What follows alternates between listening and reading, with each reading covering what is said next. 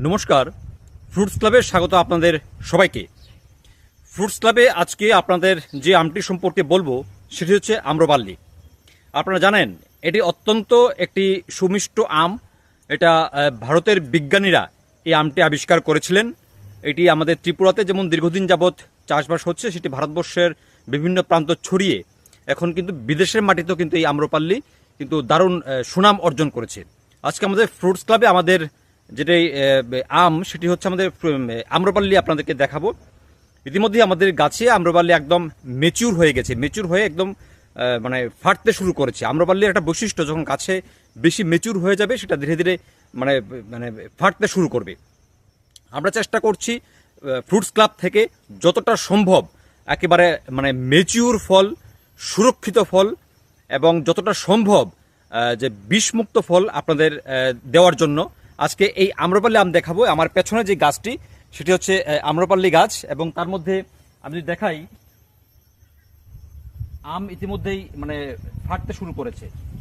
এই হচ্ছে তার বিশেষত্ব, আম্রপাল্লি আম ফাটতে শুরু করেছে। যদিও দুটো কারণে আম ফাটতে পারে, একটা হচ্ছে যদি পোকার আক্রমণ হয় সেটা কখনো ফাটে, আর একটা হচ্ছে যখন মেচিউর হয়ে যাবে। সেটা বোঝার একটা লক্ষণ হচ্ছে এটার মধ্যে কোনো পোকার আক্রমণ নেই, দেখতে একদম ফ্রেশ আছে, এটার মধ্যে কোনো ধরনের পোকার আক্রমণ নেই। দ্যাট মিনস এটা মানে প্রাকৃতিকভাবে মেচুর হয়েছে, সেটা পেকেছে। এই হচ্ছে তার বৈশিষ্ট্য। তার জন্য আমরা বলছি আমরা গাছে একদম মেচুর হওয়ার পর আমরা প্রত্যেকটা আম আমরা হারভেস্ট করার চেষ্টা করি, এবং ভালো ফল, সুরক্ষিত ফল, যাতে বিষমুক্ত ফল। এবং আমরা একটা জিনিস করি, যে আমগুলোতে আমাদের এখানে বেগিং নেই, বিশেষ করে আম্রপাল্লিতে আমাদের এখানে বেগিং করা পসিবল না, কারণ ওটা প্রচুর বিয়ারিং হয়।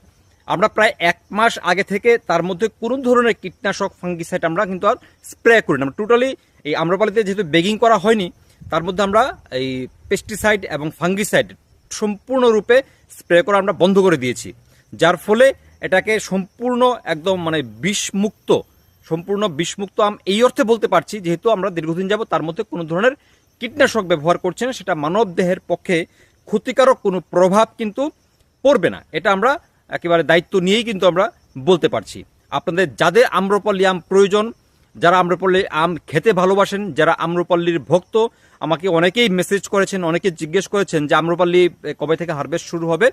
ওনাদের জন্য বলছি আম্রপাল্লি ইতিমধ্যেই হারভেস্ট শুরু হয়ে গেছে। আপনারা যাদের প্রয়োজন আপনারা নিতে পারবেন, এবং নির্দ্বিধায় নির্ভয়ে যে একটা বিষমুক্ত আম আপনারা যারা চান, আপনারা কিন্তু এই আমটা আপনারা নিতে পারেন।